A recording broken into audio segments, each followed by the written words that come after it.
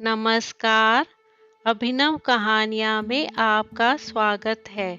हमारी आज की कहानी है पेइंग गेस्ट। कल ही मनीषा जी के बेटे की शादी हुई थी।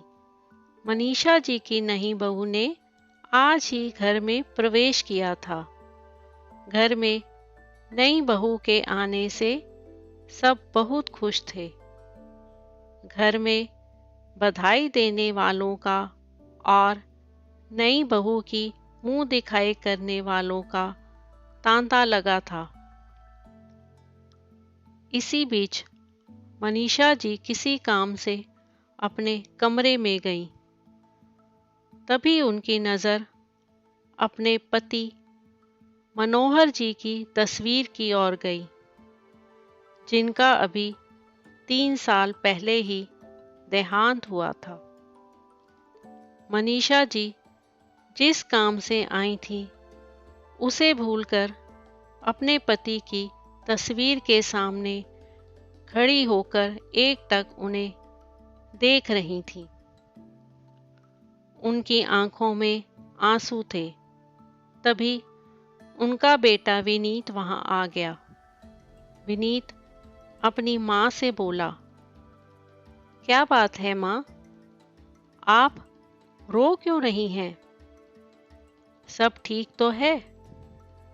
मनीषा जी अपने आंसू पोंछते हुए बोली, हाँ, सब ठीक है। बस तेरे पापा की याद आ गई। वे आज होते तो बात ही कुछ और होती। विनीत अपनी माँ को सांत्वना देते हुए बोला, हाँ माँ, ये बात तो है, पर आप दुखी मत हो। ये सब भगवान के हाथ में है। चलो, बाहर सब आपका इंतजार कर रहे हैं। मनीषा जी आंसू पोंछकर बाहर आकर मेहमानों की खातिरदारी में लग गईं। शादी से भरे घर में सभी नई बहू को घेरे बैठे थे। 2 दिन बाद जब सब मेहमान चले गए तो मनीषा जी ने बहू बेटे को एक जगह बिठाया और कहा, बेटी, अब ये घर तुम्हें संभालना है। ये लो घर की चाबी। मनीषा की बात सुनकर अदिति हैरानी से बोली, माँ जी, ये चाबी आप मुझे क्यों दे रही हैं? ये आपका घर है, आप संभालिए। विनीत, तुमने माँ जी को बताया नहीं कि शादी के बाद हम अपने नए फ्लैट में रहेंगे? ये सुनकर मनीषा जी परेशान हो गईं। वे विनीत की ओर देखकर बोली, विनीत, बहू ये क्या कह रही है? मैंने इतने अरमानों से तुम्हारी शादी की थी और तुम दोनों पहले ही मुझे छोड़कर जाने की योजना बनाकर बैठे हो। ये कहकर मनीषा जी रोने लगी। विनीत ने माँ को समझाते हुए कहा, माँ, ऐसी कोई बात नहीं है। तुम तो जानती हो अदिति नए ख्यालों की है, इसलिए हम अलग रहना चाहते हैं। यहाँ ये नहीं रह पाएगी। हम आपसे कभी कभी मिलने आया करेंगे और आप चाहो तो कुछ दिन के लिए हमारे साथ रहने आ सकती हो। यह सुनकर मनीषा जी को बहुत झटका लगा। उनके पति का स्वर्गवास हो चुका था। इकलौता बेटा विनीत भी उन्हें छोड़कर जा रहा था। अब वे अकेले किसके सहारे रहेंगी? यही सोचकर वे रोते हुए अपने कमरे में चली गईं। 2 दिन बाद विनीत और अदिति अपने नए घर में चले गए। जाते समय विनीत ने माँ से कहा, माँ, मैं आपसे मिलने आता रहूँगा और पैसे भी भिजवाता रहूँगा। आप चिंता मत करो।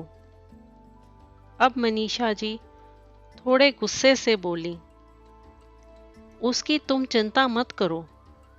तेरे पापा इतना कुछ छोड़ कर गए हैं कि मैं जीवन भर सुख से रह सकती हूँ। तू जाकर अपनी गृहस्थी जमा, मेरी चिंता छोड़ दे।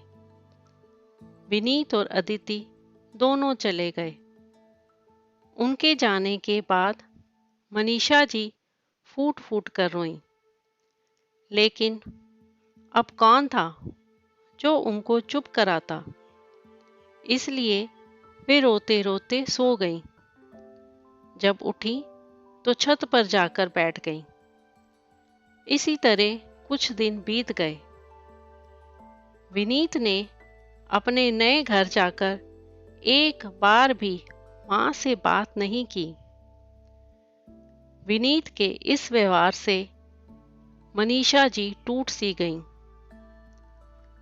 एक दिन मनीषा जी की बचपन की सहेली सरला उनसे मिलने आईं। वो विनीत की शादी में नहीं आ सकी थी। वो अदिति से मिलने आई थी। उन्होंने आते ही कहा, बहू कहाँ है? मनीषा जी दुखी होकर बोली, सरला, वे दोनों ये घर छोड़कर चले गए। बहू मेरे साथ नहीं रहना चाहती है। ये सुनकर सरला को बहुत गुस्सा आया। उसने कहा, तू चिंता मत कर, मैं हूं ना तेरे साथ। सुन, इस घर को पेइंग गेस्ट बना देते हैं। पास ही कॉलेज है, उसके बच्चे यहाँ आकर रहेंगे। उससे तुझे इनकम भी हो जाएगी और तेरा मन भी लगा रहेगा। लेकिन ये सब कैसे होगा? मुझे तो कुछ नहीं आता, मनीषा जी बोली। सरला मनीषा जी को समझाते हुए बोली, तू चिंता मत कर, मैं सब इंतजाम कर दूंगी। कुछ ही दिन में सरला ने सारा इंतजाम कर दिया। कॉलेज के बच्चे पेइंग गेस्ट की तरह वहां रहने लगे। मनीषा जी उनसे बातें करती रहती थी। उनका अपने बच्चों की तरह ख्याल रखती। इस सब में समय कब निकल जाता था पता ही नहीं चलता था। मनीषा जी इस सब से इतनी खुश रहने लगी कि उन्हें अब विनीत और अदिति की याद भी नहीं आती थी। बच्चे भी उन्हें बहुत मानते थे। इस तरह उनका अकेलापन भी दूर हो गया और उन्हें किसी पर बोझ भी नहीं बनना पड़ा। तो दोस्तों, आपको आज की कहानी कैसी लगी? लाइक और कमेंट करके ज़रूर बताएं और चैनल को सब्सक्राइब करना बिल्कुल ना भूलें। तो मिलते हैं एक नई कहानी के साथ। बहुत बहुत धन्यवाद।